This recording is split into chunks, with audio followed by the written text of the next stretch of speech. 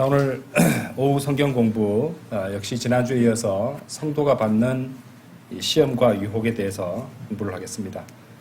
자, 오늘은 이제 유혹의 도구들 이렇게 소제목을 잡아봤습니다. 마귀가 성도들을 죄를 가지고 시험할 때, 물론 모든 시험은 하나님께서 주관하시고 통제하시는 것이고 모든 것들이 합력해서 선을 이루게 하는 거지만은 여전히 마귀가 죄를 가지고 우리를 시험하는 이런 유혹 같은 데서는, 유혹에 있어서는 우리는 이것을 이겨내려고 최선을 다해야 된다는 것이죠.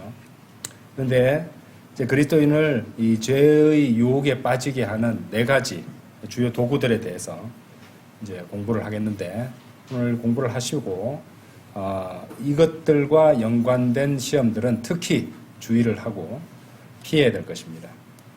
그래서 이것들로 인한, 이것을 이용해서 우리를 시험에 들게 하고 시험에 빠지게 해서 이 죄가 우리 삶 가운데로 들어오지 않도록 철저히 대비를 해야 되겠습니다.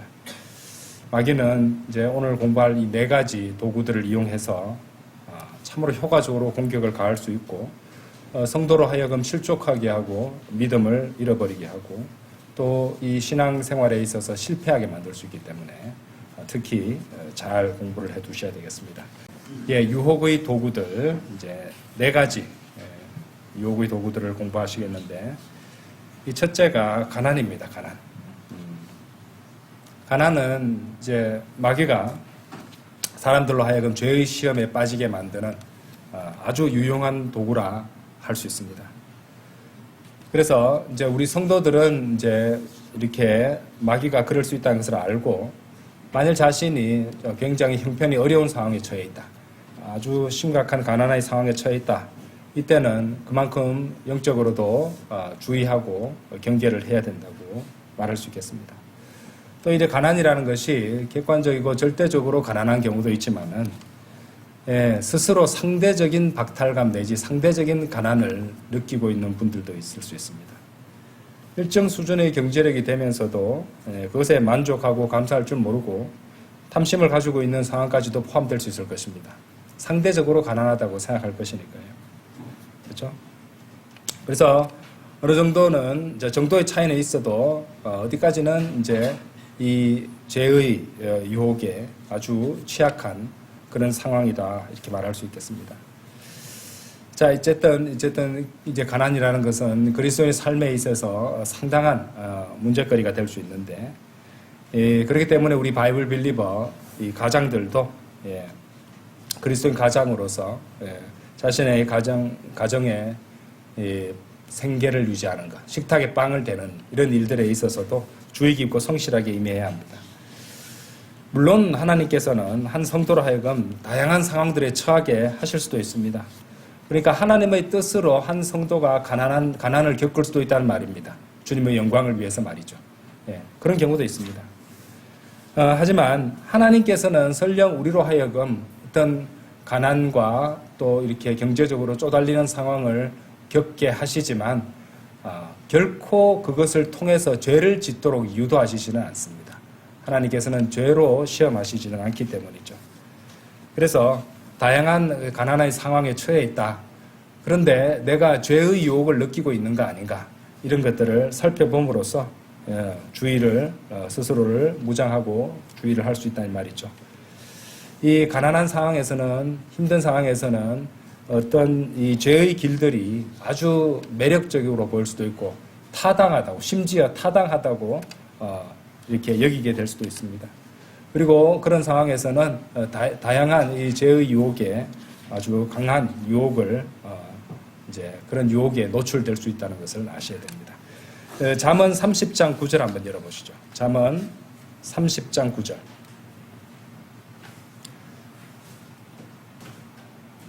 사실 이 말씀은 이제 2가지 도구들을 다 담고 있는데, 30장 9절, 이제 9절 후반부입니다. 근데 전반부부터 읽겠습니다. 이는 제가 배가 불러 당신을 부인하며 말하기를 주가 누구냐 할까 함이니이다. 그 뒷부분이죠. 아니면 제가 가난하여 도둑질하고 나의 하나님의 이름을 헛되이 취할까 함이니이다. 자, 분명 잠언 말씀은 가난해서 죄를 짓는 것에 대해서 말씀하고 있습니다. 여기 보시면은 그렇죠? 예, 제가 가난하여 도둑질하고 나의 하나님의 이름을 헛되이 취할까 함이니이다 이렇게 말씀하십니다. 자, 뭐 특별한 경우를 제외하고는 이 부자들이 이렇게 이 말씀에 나오듯이 도둑질할 이유는 잘 없을 것입니다. 하지만 가난한 사람들이 처한 입장은 다를 수 있어요. 그런데 오해는 하지 마십시오. 제가 지금 뭐 가난한 사람들은 다 잠재적인 도둑들이 될 수 있다 뭐 이런 식으로 말씀드리는 것이 아닙니다. 나쁘다고 말씀드리는 것이 아니에요. 제가 드리는 말씀은 가난의 상황에서는 누구나 가난하지 않은 상황에서보다 도둑질 같은 죄악들이 더 매력적으로 보이거나 심지어 당연하다고 타당하다고 이렇게 스스로를 속이게 되는 그런 일까지 생길 수 있다는 겁니다. 더 취약해진다는 말이에요. 왜 그렇겠습니까? 가난은 생존의 압박을 가져다 오죠. 그래서 기본적인 필요가 충족되지 않을 때 사람들은 때때로 절망하고 또 아주 평소 때 같으면 생각하지 않을 어떤 극단적인 수단까지도 택할 수 있습니다. 그래서 성경적 양심의 원칙보다 당장의 이 생존이 우선순위가 되어버리는 것이에요. 그죠? 하나의 말씀이 최종 권위가 되고 거기에 따라 이 모든 것이 우리의 행보가 이루어져야 되는데 당장의 생존이 최종 우선순위가 되어버리면은 이 평소라면 하지 않을 그런 일들을 저지르게 될 수 있습니다. 또 지속적인 어떤 경제적 스트레스다. 이런 것들을 받다 보면 판단력도 흐려질 수 있습니다. 일어날 수 있어요. 또 장기간의 재정적인 압박은 정신적 여유를 빼앗아서 문제의 본질을 갖다 보지 못하고 오히려 단기적인 해결책에 집중하게 됩니다. 그죠? 그때 육신적인 어떤 수단을 택하게 될 가능성이 많아진다는 것이죠. 그래서 부정직하고 또 부적절한 방식, 평소 바른 정신이라 바른 판단이라면 그런 것들 절대로 허용하지 않겠지만은 부정적하고 부적절한 그런 것들이 가능한 것으로 가능한 선택지로 여겨질 수도 있다는 말입니다. 또 이제 가난으로 인한 소외감도 한 몫을 할 수 있어요. 가난하게 되면은 이제 사회적 고립이나 수치심을 동반하게 되고 또 집단이나 사회가 나를 버렸다. 그렇기 때문에 집단의 규칙을 내가 따를 것까지는 없다. 뭐 이런 식의 생각까지로 이어질 수가 있습니다. 그래서 굉장히 위험하죠. 마귀가 그것을 사용한다면 우리는 정신을 바짝 차려야 된다는 것입니다. 가난은 죄가 아닙니다. 하지만 가난은 죄를 더욱 매력적이고 정당한 것으로 보이게 만들 수 있어요. 성경 말씀은 그렇게 말씀하시니까요. 그렇죠? 그래서 우리는 이제 어려운 상황에서도 그럴 때일수록 필요를 공급해 주시는 하나님만을 의지하려고 하고 나의 어떤 단기적이거나 육신적인 선택을 택하지 않아야 할 것입니다. 또 그리고 내가 아무리 힘들어도 나는 말씀에 순종하겠다. 이런 결단을 해야 된다는 것입니다. 럭한 목사님 자서전 같은 데 보시면요. 이제 이런 너무도 수입이 없어가지고 이제 자신이 이제 11조를 하겠다고 마음을 먹었는데 이제 11조를 하는 순간 밥 사 먹을 돈도 없어지는 것이에요. 그래서 유혹을 많이 이제 받는 순간이 왔다는 겁니다. 그래도 럭한 목사님은 어쨌거나 나는 주님께 드릴 것을 드리겠습니다 하고 결단을 내리고 그 돈을 쓰지 않았다고 합니다. 킵을 했다고 해요. 그러니까 제 기억에 맞다면 다음날 아침에 일어나니까 자신이 이렇게 머물고 있는 거기 이제 거처 문 앞에 누가 우유랑 먹을 것을 두고 갔더라는 겁니다. 그래서 주님께 감사드리고 그렇게 식사를 하겠다는 이런 일화가 간증이 있는 것을 본 적이 있습니다. 럭크만 목사님도 그런 유혹을 잠시 받았다는 말이잖아요. 그렇죠? 그 정도 힘들다 보니까. 그때 결단을 내려야 된다는 것이죠. 나는 그래도 하나님의 말씀을 굳게 잡고 하나님께 의지하겠다. 난 내 믿음을 지키겠다. 이런 결단이 필요하다는 것입니다. 자, 지역교회의 역할도 중요하죠. 그렇죠? 하나님을 의지하며 말씀에 순종하는 지체들이 모여 있으니까 역시 지역교회도 역할을 할 수 있습니다. 교회는 교회 내의 가난한 성도들이 죄의 유혹에 빠지지 않도록 또 실질적인 도움과 지원을 제공할 수 있어야 되고 그렇게 해야 됩니다. 다만 이를 위해서 필요한 것은 뭘까요? 성도의 사랑입니다. 그렇죠? 희생하는 사랑. 이런 사랑으로 서로를 지지하고 지원할 수 있다는 것입니다. 갈라디아서 2장 10절 한번 보세요. 실제로 이제 그런 말씀이 나옵니다. 갈라디아서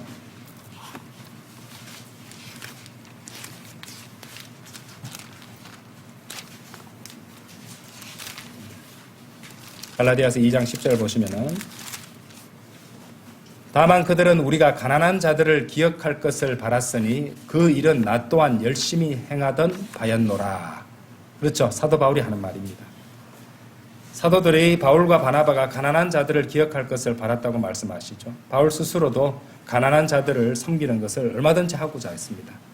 고린도후서 8장하고 9장을 읽어보시면요. 사도 바울이 드리는 것의 은혜, 드리는 것의 은혜에 대해서도 많이 강조하고 있는 것을 볼 수 있습니다.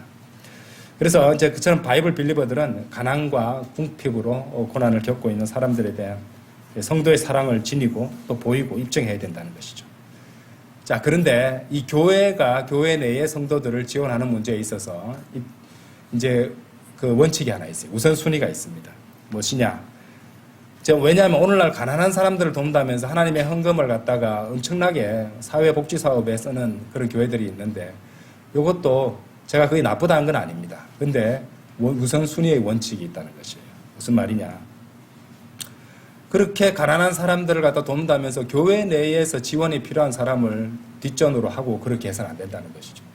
원칙은 교회 내에 가난한 성도들을 먼저 지원하고 그러고 나서도 이제 다른 어떤 필요한 일들에 헌금을 사용하고 나서 그래도 여유가 많이 생긴다면 그렇다면 이제 거리에 무슨 노숙자라든지 알코올 중독자라든지 뭐 이런 사람들을 위해서도 도움을 줄 수 있을 것입니다. 그건 나쁜 일이 아니에요.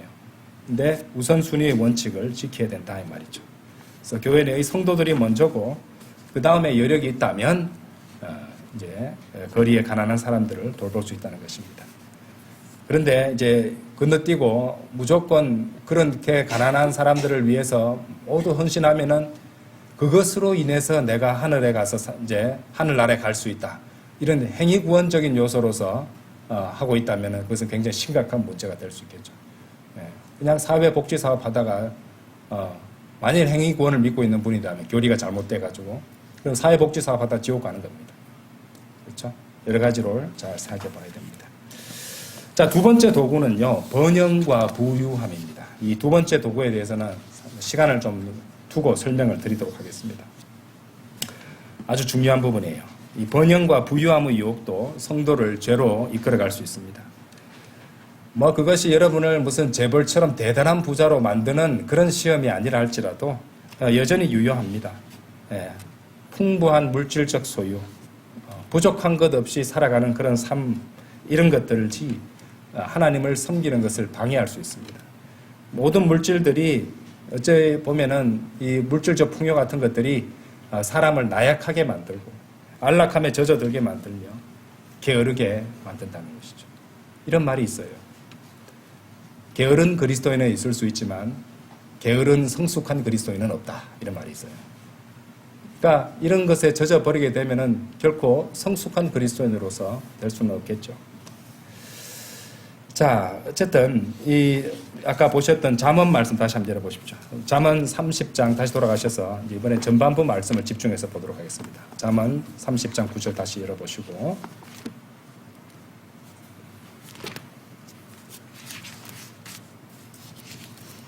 잠언 30장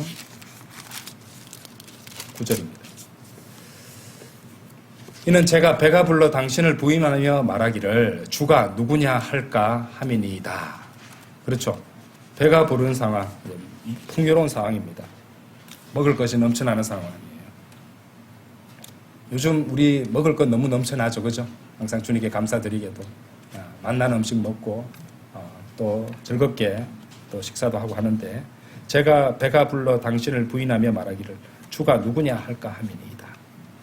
한번 생각해 볼 말씀입니다. 로또나 이렇게 복권에 당첨된 사람들 이야기들 보신 적 있나요? 기사를 보시면은 끝이 좋게 끝나는 경우가 드뭅니다. 모두 다 이상하게 안 좋은 결말을 맞이하게 됩니다. 왜 그럴까요? 왜 멀쩡히 잘 사던 사람들이 술에 빠지고 음행에 빠지게 될까요? 깨끗하고 순종적이고 모범적인 아이들이 대학에 가면서부터 또 죄악에 빠지고 타락에 빠지는 이유가 무엇일까요? 그만큼 이 물질적이고 또 시간적인 풍요가 넘쳐나게 되면은 그런 가능성이 아주 농후해진다는 말입니다.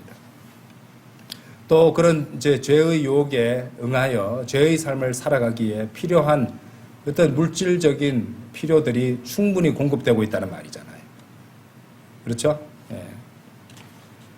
자, 번영과 부유함의 위험성을 갖다가 잘 보여주는 예시로서요. 이 자녀 양육의 문제가 아주 좋은 예시가 될 수 있다고 생각합니다. 이것은 어쩌면 우리 모두의 문제가 될 수 있는데, 저를 포함해서 현대의 부모들은 이 자녀들을 양육하는 데 있어서 정도의 차이는 있어도 어느 정도 그런 문제가 있다는 것을 부인할 수는 없을 것입니다. 우리 모두의 문제가 될 수 있어요. 사실 오늘날 아이 세대, 어린이 세대들, 또 청소년 세대들은 우리 기성세대들이 클 때와 달리 모든 것이 풍요롭고 부족한 것이 전혀 없습니다. 오늘날 학생들은요, 물건을 갖다가 이렇게 잃어버리면은 제일 먼저 하는 말이 찾는 것을 생각하지 않고 또 사지 뭐, 이 말부터 합니다. 쓸만한 것도 조금이라도 이렇게 좀 생채기가 나거나 이러면은 시원하게 잘 버립니다. 또 어른들이, 철없는 어른들이 그래, 버려. 그래야지 나라가 경제가 잘 돌고 잘 살지 이런 소리 합니다. 제가 제일 듣기 싫은 말 중에 하나입니다. 그죠? 자, 그래서 이제 부모들이 그런 타락을 조장하는 부분도 없지 않아 있습니다. 번영과 풍요로움으로 타락을 시키고 있는 그런 경우가 된다는 것이죠. 자, 기성세대들, 부모들은요, 자녀 세대들, 다음 세대들이 주님을 신뢰하고 고난 가운데서 인내하고 최선을 다해 열심히 일하고 노력하는 가치를 배우게 해줘야 됩니다. 이것이 꼭 필요합니다. 아무 일도 하지 않고 게으르고 나태하게 시간을 낭비해도 필요한 모든 것들이 다 주어진다면 그런 아이들은 다른 사람의 어려움을 돌아볼 줄도 모르고요. 자신이 이 받은 것들을 당연하게 생각합니다. 그렇죠? 열심히 일하고 보상으로 받아야 될 것인데 그냥 필요하면 다 주어지는 것이라고 생각해 버리기 때문에 그야말로 나약하고 감사하지 않는 아주 버르장머리 없는 그런 인간들로 만들어 버린다는 것이죠. 그렇기 때문에 어떻게 되냐면요, 결국 자기 자신만 생각하는 것이에요. 그런 경우에는. 그렇죠? 제가 그랬죠. 그래서 유튜브가 인기를 얻는 시대잖아요. 유잖아, 유. 바로 너. 내가 원하는 것만 보고, 내가 원하는 것만 구독해놓고, 내가 원하는 것만 계속 보겠다는 겁니다. 보기 싫은 거 안 보는 거예요. 그죠? 그러니까 자기한테, 개인한테 탁 최적화되고 맞춤이 된 그런 서비스들을, 그런 것만 좋다고 그럽니다. 그게 뭘 의미하느냐? 미 제너레이션이에요. 나밖에 몰라요. 남들은 생각 안 합니다. 그리고 나의 필요가 채워지는 것은, 부모가 나한테 채워주는 것은 당연한 거라고 생각해요. 그리고 이제 감사할 줄 모르는 것입니다. 형편없는 인간으로 자라게 된다는 것이죠. 그렇게 자란 아이들이 눈에 보이는 부모에게도 감사하지 않는데 눈에 보이지 않는 하나님께 감사들을 드리며 살아가겠습니까? 저는 아니라고 봅니다. 눈에 보이는 부모가 채워주는 것에서도 감사할 줄 모르는데 눈에 보이지 않는 하나님께서 채워주시는 것들에 어떻게 감사들을 드릴 수 있어요? 불가능합니다. 그럼 생각해 보십시오. 부모가 자식을 아끼고 사랑하는 것 당연한 일입니다. 근데 애들이 달라고 하는 것을 다 주는 것은, 넘치게 공급해 주는 것은 사랑이 아니에요. 그건 사랑이 아닙니다. 때로는 부족함을 배우게 하고 열심히 노력하게 하여 감사함을 배우게 하는 것이 진짜 사랑입니다. 사실 기분 좋게 달라 하면 다 주고 그냥 웃고 고맙습니다 말이라도 그래 하고 가고, 애가 달라는 대로 다 해주면은 뭐 충돌할 일이 없잖아요. 그렇죠? 뭐 게임하고 싶으면 게임하게 해주고 뭐 요구하는 대로 다 해준다면은 부딪힐 일도 없고 전부 다 기분 좋고 다 좋을 거 아닙니까? 당장은 말입니다. 근데 그것이야말로 가장 쉬운 애정 표현 아닙니까? 고민할 것도 없잖아요. 아이의 앞날에 대해서 생각할 필요도 없잖아요. 그때 좋은 분위기만 만들어내면 되니까. 그렇죠? 그건 사랑이 아닙니다. 그렇죠? 노라고 할 수 알아야 돼요. 하나님께서 우리 기도에도 노라고 하시잖아요. 그죠? 하나님께서 우리 기도에 다 들어주시면은 우리가 어떻게 되겠어요? 여러 가지 문제가 발생하겠죠, 그렇죠? 하나님께서 아시니까 아닌 것은 아니라고 놓으라고 하시고, 반대로 생각해 보십시오. 하나님께서 우리가 기도 생활을 할 때 때로는 예스 하시지만 때로는 노라고 하시고, 때로는 우리가 완전히 졸도할 때 지점까지 계속 기다리라고도 하십니다. 그러니까 우리한테 그것을 통해서 가르쳐 주시는 것들이 있다는 말이에요.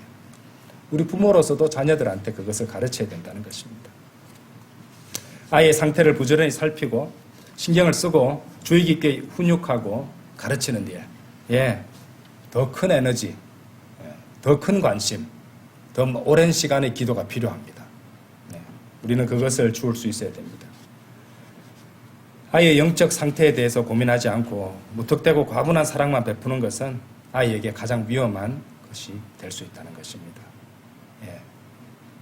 지금 이제 부모들이 자녀에 대해서 하는 거지만 따지고 보면 그거는 하나님께서 우리들을 다루시는 방식하고도 연결해서 생각하셔야 돼요.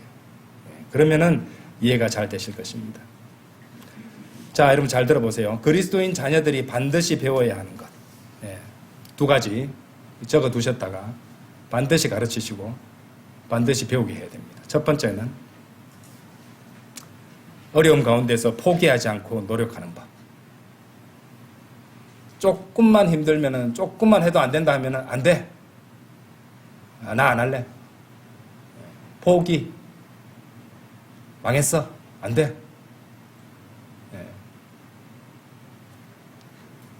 이런 자녀들은 위험합니다. 그래서 그럼에도 불구하고 포기하지 않고 노력하는 법을 가르쳐야 됩니다. 두 번째, 다른 사람들을 생각하고 돌보는 법을 가르쳐 줘야 돼요.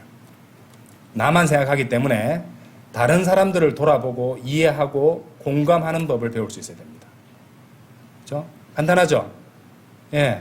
포기하지 않고 끝까지 노력해서 목표를 향해서 이제 나아가는 법. 두 번째는 나뿐만 아니라 다른 사람을 생각하고 다른 사람을 도와줄 줄 아는 사람. 이 두 가지를 길러야 됩니다. 여러분들 범죄자들의 공통점이 뭔지 아세요? 하나같이 타인에 대한 공감이 부족해요. 해당초 타인에 대한 공감 능력이 있었다면 범죄를 저지르지 않았을 겁니다. 그렇죠? 보이스피싱 하는 인간들 보세요. 그 평생 동안 힘들게 벌어서 저축을 해놓은 돈을 갖다가 사람을 속여서 빼가는 인간들 한번 생각해 보십시오. 정말 사악하지 않습니까? 근데 그런 인간은요, 완전 정신병이나 다름없어요. 다른 사람이 그것으로 인해서 당하게 될 고통이나 그 돈의 의미가 어떤 것인지를 전혀 생각하지 않는 그런 인간이기 때문에 그래요. 제가 봤을 땐 그런 자들은 정신병자들이에요. 완전 공감 능력이 떨어진단 말이죠. 그런데 안타깝게도 오늘날 이 현대 세대들은요, 이 타인에 대한 공감 능력이 상당히 떨어집니다. 자기밖에 모르니까. 자기 감정의 개입이 가장 중요하거든요. 그래서 그리스도인은 절대 그래서는 안 되겠습니다. 교회에서도 가르치고 가정에서도 가르쳐야 되고 이런 핵심 자질을 반드시 배우게 된다는 것이죠. 특히 이제 10대 청소년들, 잘 들어보세요. 이 10대는, 이 청소년들은 육신적 자아에 대해서 아주 취약한 시기. 그러니까 그들이 그리스도 자신의 믿음 생활하는 데 있어서 이제 육신과 육신적 자아는 대적 가운데 하나잖아요. 그죠? 이런 육신과 육신적 자아의 공격에 아주 취약한 그런 시기입니다. 그렇기 때문에 이제 사춘기와 청소년기를 보내면서 이제 이때가 호르몬 변화가 많습니다. 호르몬 변화도 많고, 그리고 쾌락에 탐닉하기 쉽고요. 그리고 자기 본의적인 삶에 빠지기가 아주 쉽습니다. 그렇기 때문에 이런 사람, 이제 이때의 청소년들이 빠지기 쉬운 것들이 게임 중독에 빠지기 쉬워요. 그렇죠? 당장 그것에 충실해지거든요. 그거 아주 재밌거든요. 그리고 지속적으로 도파민이 나오게 하는 그런 경험들에 탐닉하게 됩니다. 위험하죠? 그리고 이때 이제 청소년들은 부모나 주변 사람들, 그리고 자신의 이때 장래나 앞날을 생각하지 않고 여러 가지 일탈 행위들에 빠져들 수도 있습니다. 그러니까 이 특징이 뭐냐면은 자기 본인데, 자신만 생각하는데 자기의 또 미래는 생각 안 해요. 현재 이 순간 자신, 요것만 중시해요. 이 시기가. 그렇기 때문에 굉장히 위험한 시기입니다. 그래서 이 점을 잘 생각하셔야 되는 거죠. 그래서 우리는 이제 이 아이들로 하여금 다른 사람을 더 잘 이해하고 또 공감하려는 연습 내지 노력을 할 수 있는 기회를 줘야 돼요. 그래서 그렇게 도와줘야 되고요. 또 어른들, 부모 세대들이 부모님들이 왜 이런 일들을 하고 이런 선택을 하고 이러저런 일을 하고 또 그리스도인 부모라면 섬기잖아요. 섬김에 이런 일들을 하고 가정에서 이러저런 어떤 그런 뭐 성경 읽기라든지 기도라든지 이런 일들을 하는 그 이유를 자녀들한테 자주 설명을 해줘야 되는 거예요. 왜 내가 이런 일을 하고 이걸 중요하게 생각하고 이것이 왜 의미 있는 일인지 이것들을 자꾸 얘기해 줘야 됩니다. 이해 못해요. 공감하지 않기 때문에 가르쳐 줘야 된다 이 말이죠. 자, 그래서 또한 이제 진정한 의미의 봉사도 배우도록 해줘야 되고 남을 돕기 위해서 내가 좀 손해보더라도 자기 희생을 할 수 있는 법을 또 가르쳐야 됩니다. 그게 성도의 사랑 아닌가요? 성도의 사랑 차리티는요, 원래 이제 표준 킹제임 성경이 교열되기 전에는 희생하는 사랑으로 번역됐던 단어였어요. 그 뜻을 다 갖고 있습니다. 희생하는 사랑이고 성도의 사랑입니다. 그래서 이런 점들을 가르칠 수 있어야 됩니다. 무엇보다도 하나님을 두려워하고 또 그분을 전적으로 신뢰하는 법을 또 자녀들에게 배우게 해야 됩니다. 왜냐하면요, 자녀들이 또 그렇게 되는 이유가 있습니다. 이 청소년들이 그렇게 되는 이유는 뭐냐면은 이때 아주 극심한 변화의 시기를 겪고 있기 때문에 그래요. 그렇죠? 과도기잖아요, 과도기. 항상 우리가 이제 공부를 할 때도 과도기에 해당하는 책들은 주의해서 공부해야 된다고 그러잖아요. 그렇죠? 교리를 공부할 때. 인간도 과도기는 주의해야 됩니다.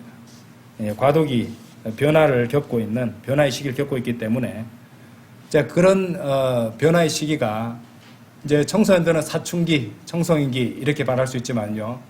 이제 기성세대들한테는 이제 갱년기라는 시기도 있어요. 그것도 변화의 시기예요. 그래서 그래 이제 막 이렇게 그런 말도 있기는 있습니다. 사춘기 자녀랑 갱년기 엄마랑 붙으면 갱년기 엄마가 이긴다고 그런 말도 있을 정도예요. 근데 변화의 시기는 여러 가지로 굉장히 힘든 시기고 힘들다 보니 힘들다는 게 무슨 말인지 아세요? 여유가 없어지는 거예요. 여유가 없어지면은 이렇게 성질이 급하게 되고요. 화가 잘 나게 되고요. 여유가 없다는 것은 또 그만큼 죄를 지을 실수를 범하기도 쉽다는 말입니다. 그러니까 이때는 해결책이 하나밖에 없어요. 하나님을 두려워함 밖에 없습니다. 이것을 키워야 된다는 것이죠.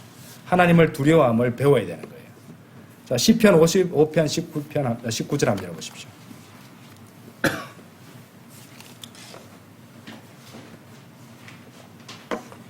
시편 55편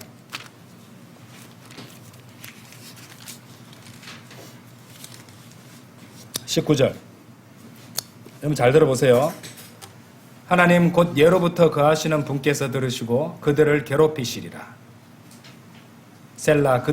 이는 그들에게 변화들이 없으므로 그들이 하나님을 두려워하지 아니하기 때문이라. 자, 이 말씀 잘 부수해 봅시다. 하나님께서 하나님을 두려워하지 않는 자들을 괴롭히시는데 괴롭힘을 당하게 만드는 수단이 뭐예요?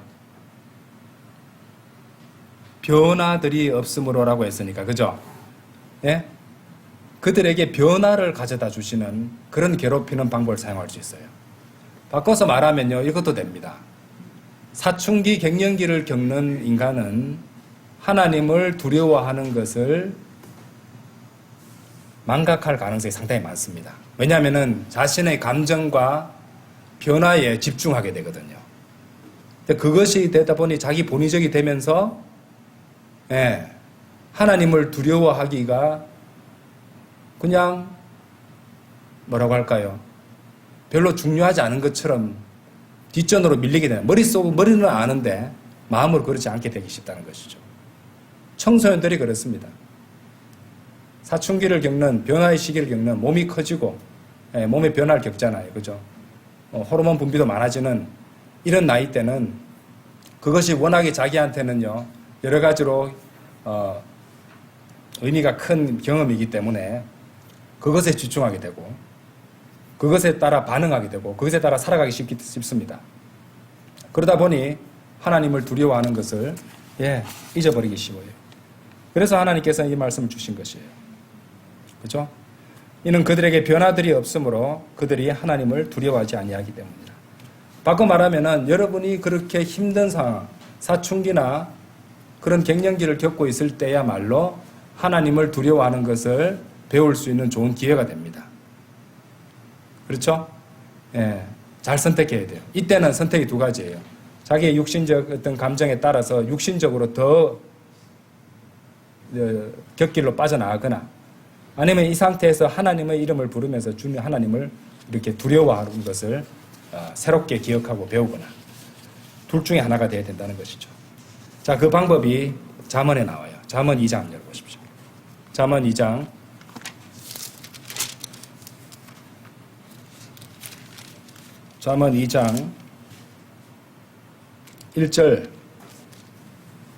1절부터 5절까지 나의 아들아, 만일 네가 나의 말들을 받아들이기를 원하고 나의 명령들을 네게 간직하기를 원하여 네가 너의 귀를 지혜에 기울이고 너의 마음을 명철에 쏟는다면 진정 네가 지식을 향하여 부르짖고 명철을 위하여 너의 목소리를 높인다면 네가 은을 구하고 그녀를 구하고 숨겨진 보물들을 찾듯이 그녀를 찾는다면. 자, 지금 1절부터 4절까지는 하나님의 말씀과 지혜, 지식, 명철 그런 보물들을 갖다가 구하는 것이었잖아요. 그죠? 간절히 구하는 거잖아요. 그렇게 구하면은 뭐라고 합니까? 5절에서 그때 너는 주를 두려워하는 것을 이해할 것이요 하나님의 지식을 발견하리라.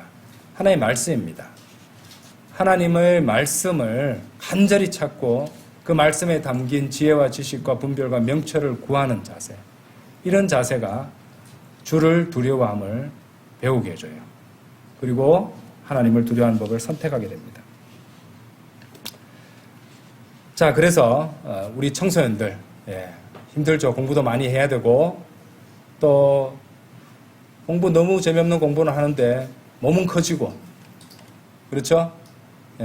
엄마를 내려다보고 있고 그죠? 또 자신도 어른처럼 됐다고 생각해서 여러 가지 좀 재미도 찾고 싶고 또 몸은 또 얼마나 체력도 좋고 혈기는 왕성합니까? 그죠? 그러다 보니 잘못 발산해서 죄에 빠지기 쉽다는 말이죠. 그럴 때일수록 하나님의 말씀을 붙잡아야 돼요. 그리고 내가 이렇게 에너지도 풍부하고 번영하고 돈만이 아닙니다. 그렇죠? 풍부하고 번성하는 것은, 번영은 지금 인생에서 청소년기는 에너지가 아주 풍부한 부자일 때잖아요. 그렇죠? 몸도 쌩쌩하고 그죠? 외모도 인생에서 가장 싱싱할 때 아닙니까? 그걸 보면 싱싱한 게 이거야 이러지 말고 지금이 가장 싱싱한 거예요. 지나고 보면. 그죠? 그래서 이럴 때일수록 이거 가지고 남용하지 말라고요. 절제하라고요. 오늘 배웠죠? 남용하지 말고 절제하라. 그리고 무엇보다도 하나님을 두려워하는 걸 배워야 되는 거예요. 그죠? 자, 그래서 이런 점들을 우리가 잘 생각해야 됩니다. 다시 강조드리지만은 계속해서 사랑을 베풀어 주기만 하고 또 달라는 대로 다 주어서 자녀들을 망치지 마십시오. 그리고 계속 그렇게 하다가는 아주 위험한 현대의 정신 상태에 빠지고 맙니다. 그죠? 달라 주세요.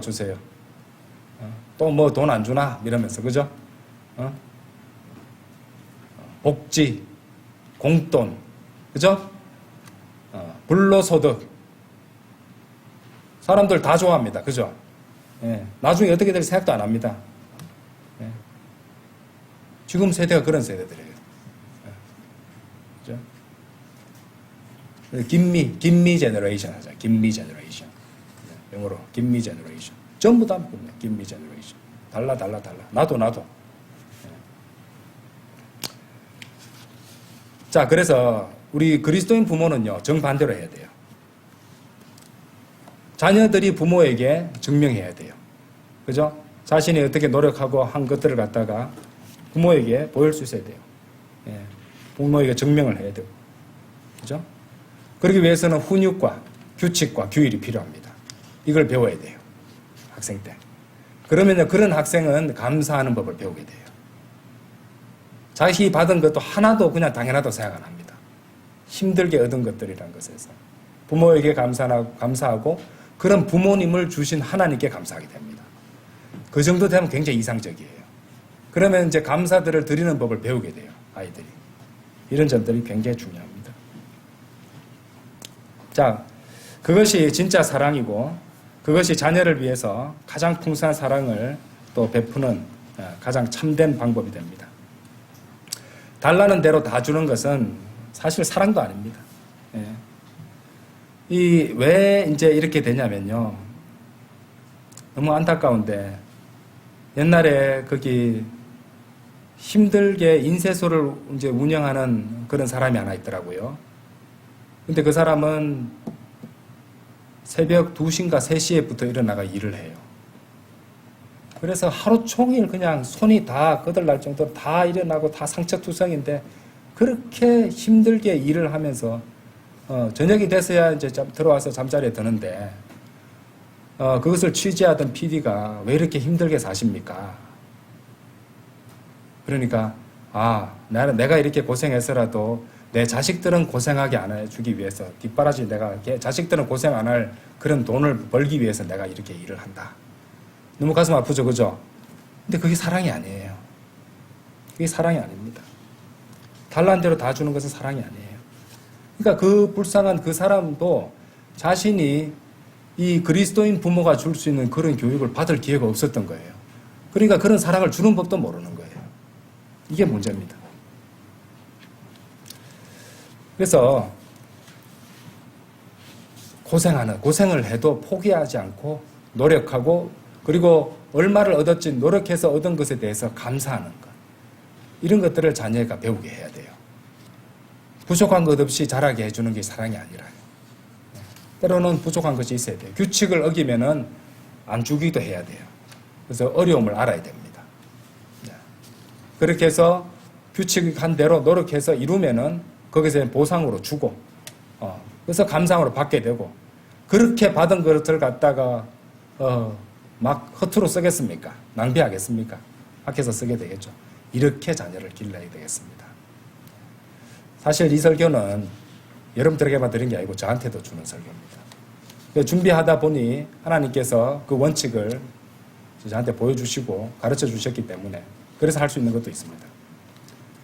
그래서 이 점에 대해서는 정신을 바짝 차리고 제가 계속 강조드렸죠. 두 가지를 가르쳐야 된다고. 두 가지 뭐였습니까? 포기하지 않고 어려운 환경에서도 최선을 다해서 노력하는 자세. 그리고 나만 생각하지 말고 남들을 돌아보고 남들을 도와주고 돌봐줄 수 있는 사람. 희생할 수 있는 사람. 그죠? 예. 이런 것들을 가르칠 수 있어야 됩니다. 사실 그런 것만 잘 가르쳐줘도 이 세상의 범죄나 여러 가지 문제는 완전히 아주 급격하게 줄어들 것입니다. 안 그렇겠어요? 남을 배려하고 남을 위해서 희생할 줄 아는 사람들만 이 세상에 산다고 생각해 보십시오. 어떻겠습니까? 여러 가지 문제들이 많이 해결되겠죠, 그죠? 자, 그렇죠? 성도의 사랑이 필요합니다. 자, 한편 이 번영과 부유는요, 이게 왜 위험하냐면은 이것을 가진 사람, 이것에 취한 사람에게 망상을 가져다 줍니다. 제대로 된 판단을 하지 못하게 만든다는 것이죠. 그러니까 하나님을 두려워하고 하나님께만 의지하기보다는 교만과 망상 가운데 빠지게 되어서 교만과 망상 가운데 빠지게 되면은 영적으로 아주 취약한 상황이 됩니다. 잠언 펼쳐놓으셨죠? 18장 가보세요.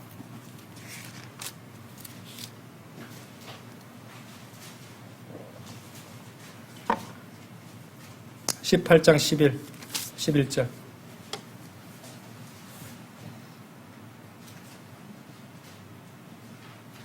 부유한 사람의 부는 그의 강한 도시요 자기 자신의 망상 속에서 높은 성벽과 같으니라. 부유한 사람, 건물도 쌓아놓고 세도 받고 있으며 정기적으로 들어오는 수익도 있고 부족한 것이 없이 살고 있다. 의료 실비보험도 다 드러났고 주기적으로 아주 고가의 종합검진까지 받으며 살고 있다. 나는 걱정 없어. 걱정 없습니까? 그러면 다 해결된 건가요? 망상이죠, 망상. 예, 제일 중요한 구원을 안 받고 하나님을 만날 준비를 하지 않는데 그게 무슨 걱정이 없는 삶입니까? 아니잖아요. 망상 아닌가요? 주님께서 이렇게 물으십니다. 누가복음 12장 한번 열어보세요.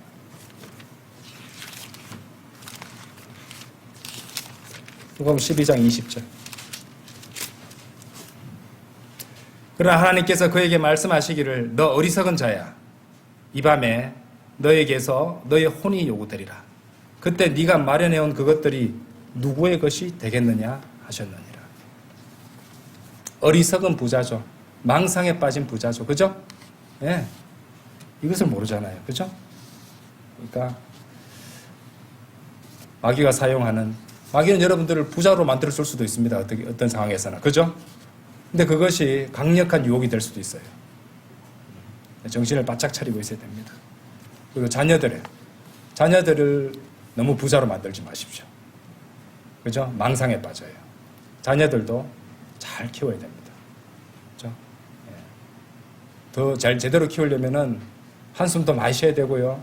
기도도 많이 해야 되고요. 고민도 많이 해야 됩니다.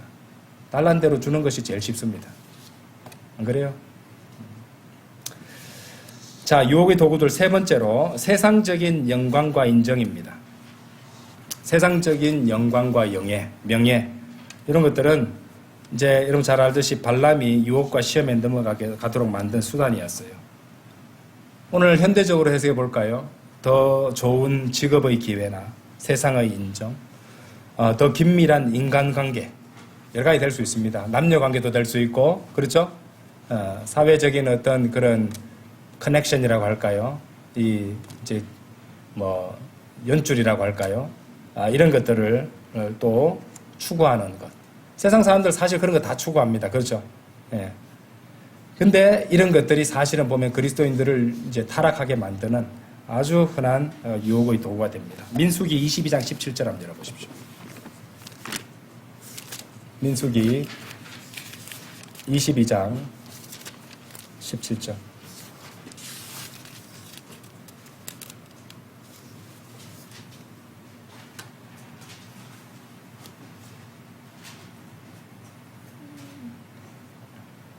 자, 발락이 발람에게 이제 와서 제안을 합니다. 17절 보세요.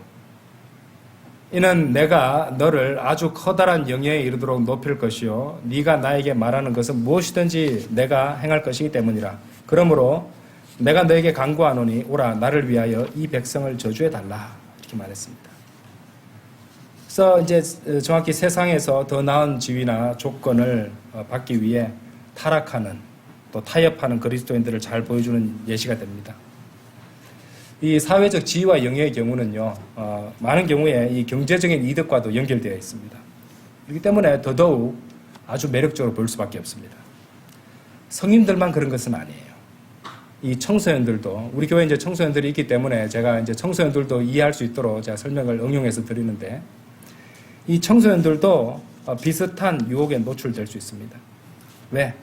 또래 학생들의 인정을 받기 위해서 여러 가지 압력에 굴복하고 또 그들의 어떤 일탈이라든지 그들의 방식에 동조하도록 그리스도인 청소년이 구원받지 않은 그런 학생들을 친구들의 그런 방식에 동조하도록 그렇게 압력을 받는 경우들이 많기 때문에 그래요. 베드로전서 4장 한번 열어보십시오. 그래서 조언을 줄게요. 우리가 성경 공부할 때도 잠시 본 적이 있었는데 베드로전서 4장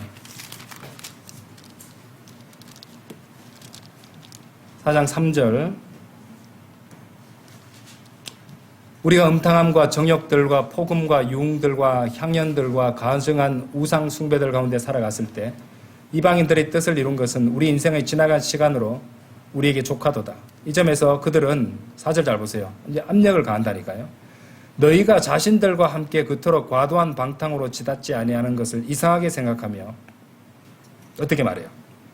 너희에 관하여 악하게 말하느니라. 제 예수쟁인데 광신도야. 쟤 우리하고 놀 때 같이 안 놀려고 하더라고. 점심시간에 성경책 읽는 애가 어딨냐 세상에. 그렇죠? 예.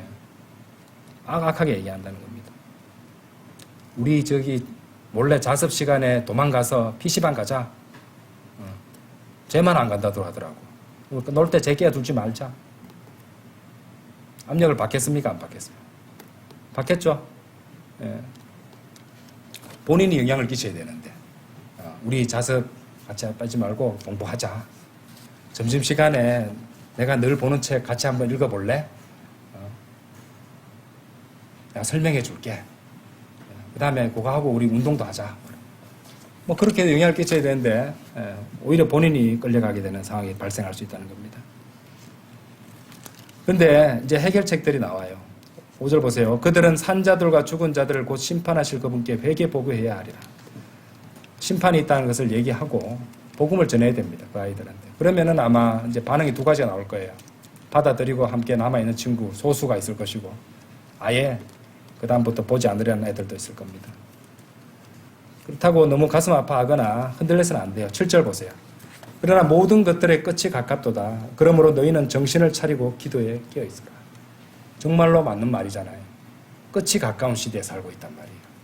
그래 정신을 차리고 기도에 끼어있으라. 주님께 기도하고 의지해야 됩니다. 주님께서 선하게 인도해 주실 것이에요. 주님하고의 관계만 바로 잡히면 원수들하고도 잘 지내게 해주세요. 제가 말씀드렸죠. 여러분이 여러분 신앙을 제대로 지키고 관절을 지키며 살면은요, 여러분을 사랑해 주지는 않을 겁니다. 그런데 무시도 할 수 없어요. 여러분들을 갖다 속으로는 존중하고 존경할 겁니다. 대단하다. 이 정도는 생각해줘요.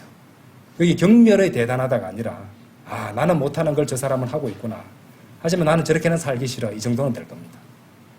그렇죠? 그것이 이기는 법이에요. 자, 젊은 남녀들의 관계도 한번 생각해 봅시다. 이제 나이가 차면은 결혼할 사람도 찾아서 결혼도 해야 되잖아요. 근데 이 젊은 그리스도인 남녀들이 이성의 사랑을 얻기 위해서 말씀과 믿음을 저버리고 또 타협하고, 심지어 함께 하고 싶은 그 이성의 이 관점과 가치에 동조하기까지 합니다. 세상은 그런 이제 사랑을 갖다가 남녀 간의 사랑이 전부인 양 미화하고 노래하죠, 그죠? 저기 노래도 있잖아요. 금지된 사랑 이런 노래도 있었잖아요. 그죠? 그 집안 부모들이 아무도 참석하지 않는 결혼식. 끝까지 반대하고 그렇게 해서 사랑을 차해서 떠나가지고 굉장히 아름다워 보이고 대단해 보이지만은, 우리 자초지종을 알 수 없잖아요. 뭐 때문에 반대했는지. 그렇죠? 결국 그것이 만일 하나님의 말씀에 대적하고 믿음을 저버리는 그런 사랑이라면요, 그건 전혀 아름다운 사랑이 아니라 하나님의 관점에서는 반역입니다.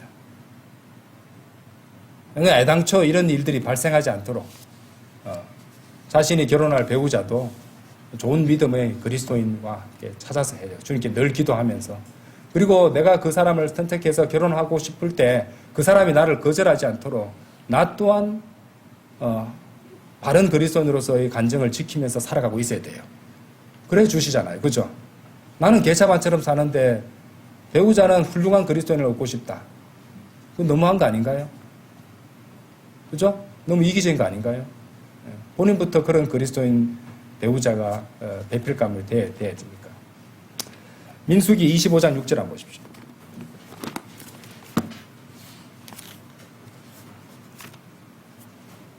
민수기 25장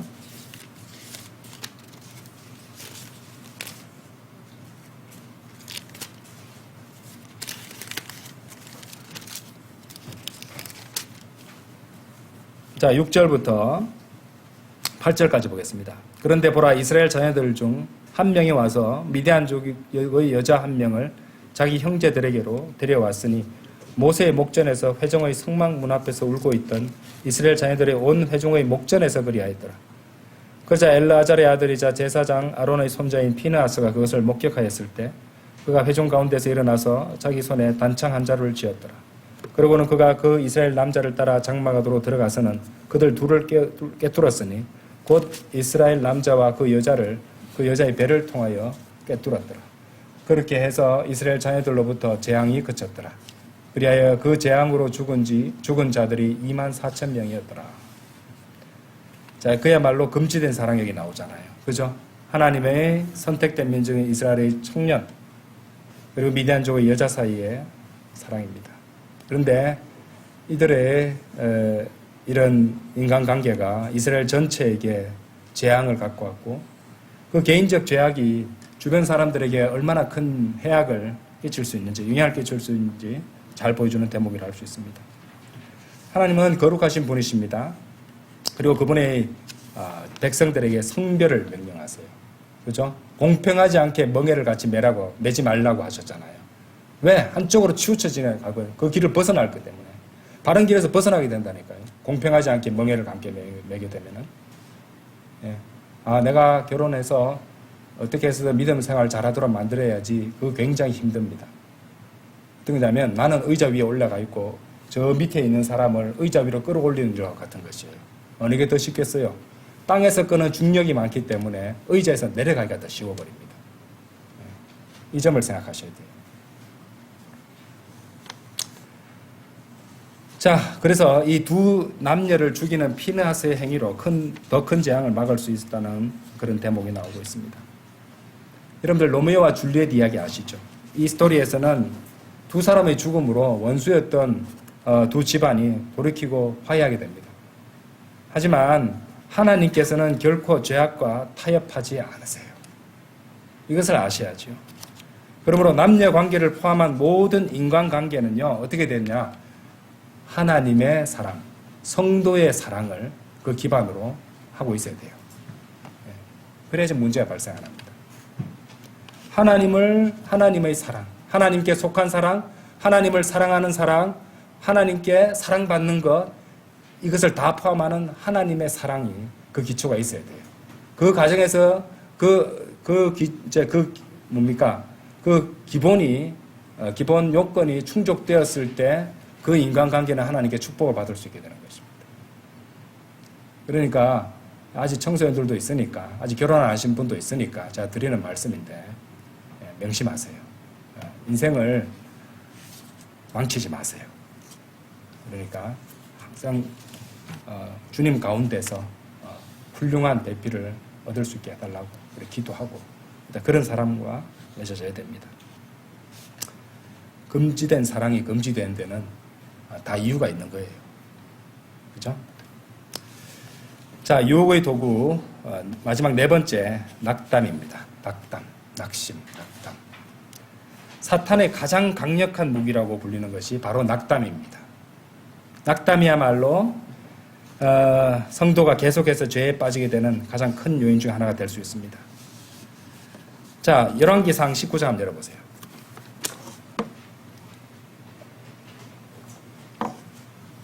열왕기상 19장 4절입니다.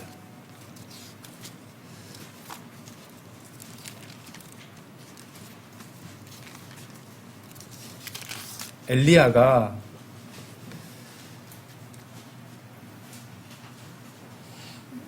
자살의 유혹에 넘어갔다는 거 아세요? 예, 그 엘리야 맞습니다. 그 유명한 예언자 엘리야가 자살의 유혹에 넘어갔어요. 4절, 그러나 그 자신은 하루의 여정으로 광야 가운데 들어가서 한 향나무 아래에 앉았더라. 그리고 그가 자신을 죽게 해달라고 스스로 요청하였더라. 자살을 요청했죠. 그죠? 그러면서 말씀드리기를 충분하나이다. 오 주여, 이제 나의 생명을 앗아가 주시옵소서. 이는 제가 제 조상들보다 낫지 아니하기 때문이니이다 하였더라. 엘리야는 낙담해서 자살의 유혹에 굴복했고, 그러니까 그는 이제 이게 다 뭐람? 이게 다 무슨 소용이람? 어차피 다 망칠 건데, 어차피 다 실패할 것인데 이렇게 하는 게 무슨 의미가 있어? 아무 의미가 없어. 이런 생각을 했던 것이에요. 결국에는 그런 마귀의 유혹에, 시험에 굴복하게 됐던 것입니다. 그런데 여러분들, 누구나 낭패는 겪을 수 있습니다. 누구나 실패도 할 수 있습니다. 그러므로 만일 실패하고 일을 망쳤다면 깨끗이 정리하고 다시 돌이키고 다시 시작해야 됩니다. 이게 중요합니다. 실패의 순간에, 실패의 장소에서 계속 주저앉아 있지 말고 털고 일어나야 되네요. 가능한 빨리 실패한 장소에서 털고 일어나야 되는 것이에요. 이게 굉장히 중요합니다. 자, 만일 그 실수가 성도들의 다른 사람들, 성도들의 믿음을 파괴시키고 또 다른 성도들에게 심각한 해를 끼치는 경우는 또 다른 문제가 될 수 있지만은, 제가 드리는 이 실패의 경우는 누구나 범할 수 있는 실패, 그런 작은 낭패들, 그런 것들은 누구나 범할 수 있으니까 이제 이런 것들에 오래 머물지 말라는 것입니다. 회개하고 우리 주 예수 그리스도의 보혈을 적용하고 다시 시작할 수 있다는 것이에요. 잠언 28장 13절 한번 열어보십시오. 잠언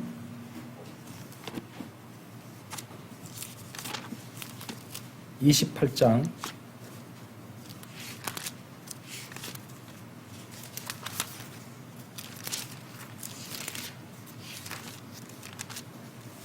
13절입니다.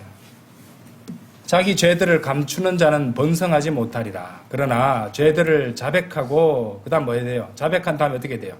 버리는 자는 누구나 자비를 얻으리라. 약속하셨죠? 이대로 해주신다는 겁니다. 그렇죠? 그렇게 하면 되는 것이에요. 우리가 죄를 지었을 때 그리스도인이 죄를 지으면은 자기 자신도 너무 싫어지고 힘도 빠지고 낙담하기가 쉬워요. 그죠? 그때는 빨리 자백하고 보혈의 능력으로 씻어내고 다시 일어서야 됩니다. 요한 1서 1장 7절, 이제 교제에 관한 말씀입니다. 그러나 만일 우리가 그분께서 빛 가운데 계신 것 같이 빛 가운데 살아간다면 우리가 서로 간에 교제가 있는 것이며 그분의 아들이신 예수 그리스도의 피가 우리를 모든 죄에서 정결하게 하시느니라. 9절도 보세요. 만일 우리가 우리의 죄들을 자백한다면 그분께서는 신실하시고 정의로우셔서 우리에게서 우리의 죄들을 용서하시고 모든 불의에서 우리를 정결하게 하시느니라. 그렇게 해준단 말입니다.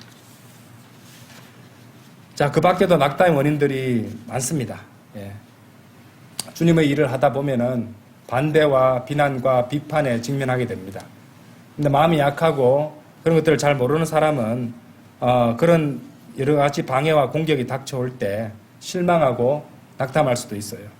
자, 디모데후서 3장 12절 한번 보십시오. 그리스도인으로 살아가는 데 있어서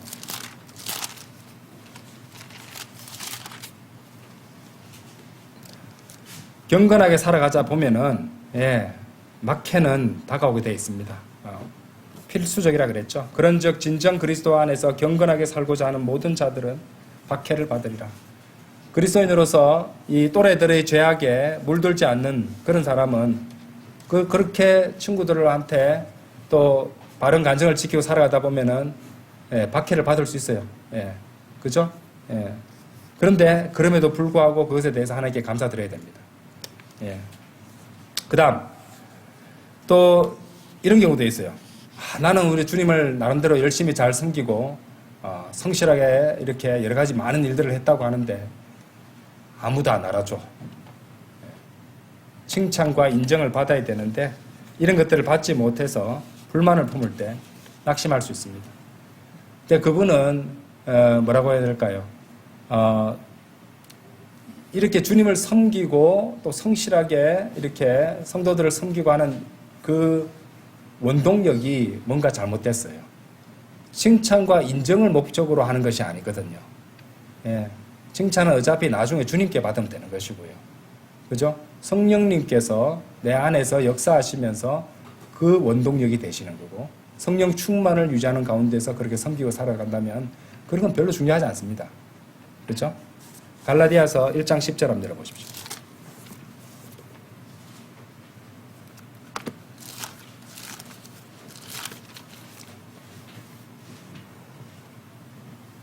그러므로 내가 지금 사람들을 설득하는 것이냐, 아니면 하나님을 설득하는 것이냐, 아니면 내가 사람들을 기쁘게 하려고 애를 쓰는 것이냐?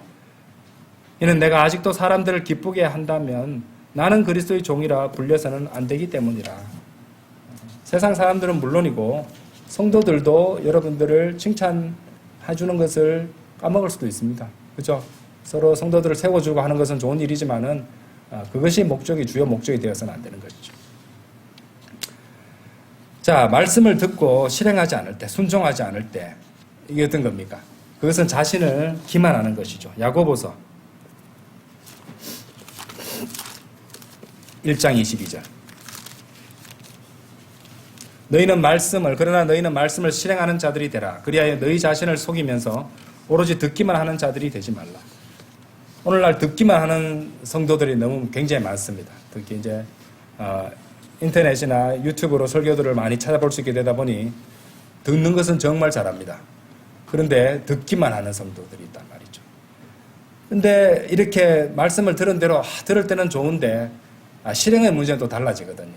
실행의 문제가 힘들다 보니 이런 것들이 자꾸 이렇게 안 하다 보면은 성경 말씀은 이것을 스스로를 기만하는 것이라 말씀하잖아요. 그래서 스스로를 자꾸 해서 속이다 보면은 또 심각한 문제가 빠지게 됩니다. 이것이 자괴감으로 이어지게 돼요. 그죠?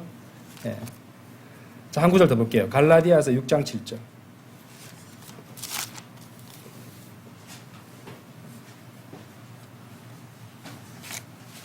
나는 설교도 많이 듣고 규칙적으로 찾아 듣고 성경도 많이 읽는데 내 삶에서는 왜 이래 열매가 없고 안 좋은 일만 생기고 이렇게 마음이 이렇게 불편하고 그럴까? 왜냐하면 자신을 속이고 있기 때문에 그래요. 성경 뭐라고 말씀하시냐면요, 속지 말라. 하나님께서는 농락당하지 아니하시느니라. 이는 사람이 무엇을 뿌리든지 그것 또한 거둘 것이기 때문이라. 그렇죠? 잘못된 것을 뿌리거나 아예 합당한 것을 뿌리지 않고 있는 상황이 되면은 결국에는 그런 것들을 보면서 자괴감에 빠지고 낙담에 빠질 수 있습니다. 또 이제 은근슬쩍 이제 삶에서 조금씩의 죄를 허용하다 보면은요, 이 정도는 괜찮겠지, 이것 가지고는 큰 문제가 안 되겠지 하면서 그런 것들을 죄를 조금씩 한두 번 정도 이렇게 허용할 때마다 스스로를 갖다 그만큼씩 그 죄의 덫에 가두고 있는, 물리게 만들고 있는 그런 일을 하고 있는 것입니다. 그래서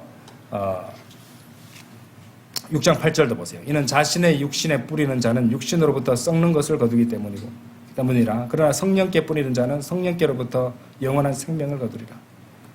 결국에 육신으로부터 썩는 것을 거두다 보면은 어떻게 됩니까? 낙시에 빠질 수밖에 없어요. 그리스도인으로서. 그렇죠? 그래서 이런 낙담에 빠지는 경우가 바로 이런 경우죠. 마귀가 이렇게 이용할 수 있습니다.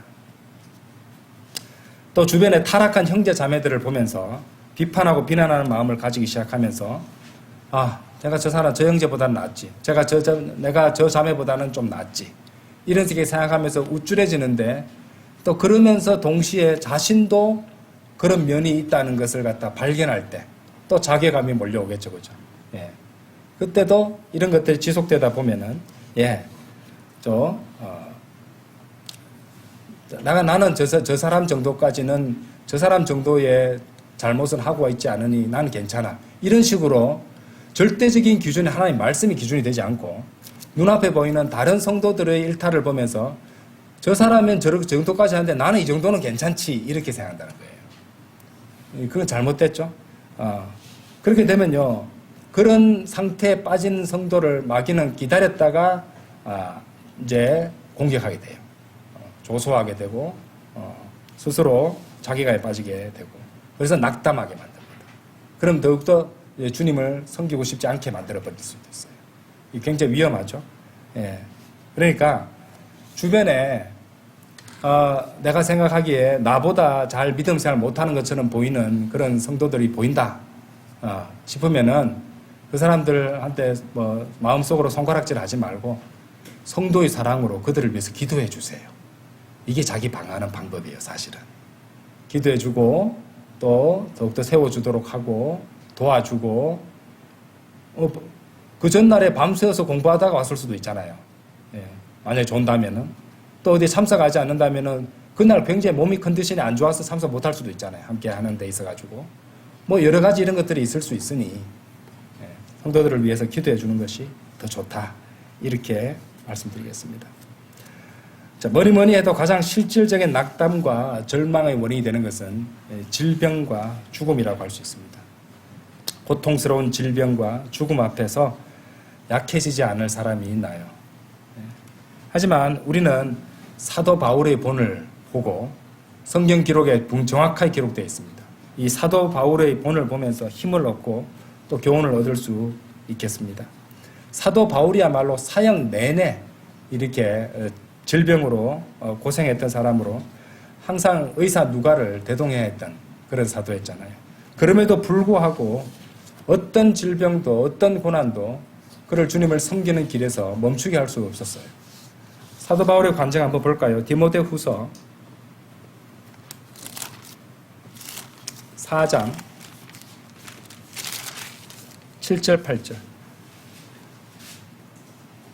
내가 훌륭한 싸움을 싸웠고 내가 나의 달려갈 길을 마쳤으며 내가 믿음을 지켰노라. 이후로는 나를 위하여 의의 왕관이 마련되어 있으니 의로운 심판자이신 주께서 그것을 그날에 나에게 주실 것이라. 그리고 나에게만이 아니라 그분의 나타나심을 사랑하는 모든 자들에게도 주실 것이라. 그렇죠? 내가 훌륭한 싸움을 싸웠고 내가 나의 달려갈 길을 마쳤으며 내가 믿음을 지켰노라. 자기 얘기만 하는 것 같지만은 자신이 하나의 본으로서 성도들한테 영향을 끼쳐서 8절 후반부에 보시면은 그분의 나타나심을 사랑하는 모든 자들에게도 주실 것이라. 자기를 보고 배우라는 그런 취지의 말씀을 하고 있는 거예요. 그런 간증을 남겼잖아요. 그렇습니다. 그래서 오늘 우리가 4가지를 배웠습니다. 그죠? 4가지가 뭐였나요? 가난이고 번영이었고, 그렇죠? 세상의 명예와 영예였고, 그리고 마지막으로 낙담이었습니다. 효과적으로 이 도구들을 이용해서 마귀는 우리를 죄의 유혹으로 끌고 들어갈 수 있고 실족하게 할 수도 있을 것입니다. 그러다 보면은 이제 그런 것들이 이제 계속 거듭되다 보면은 스스로 낙심도 하고 낙담하겠죠. 자, 마지막으로 한 구절 이 말씀을 마음에 새기고 마치도록 하겠습니다. 낙심하지 말고 이겨냅시다. 여호수아기 1장 9절이에요.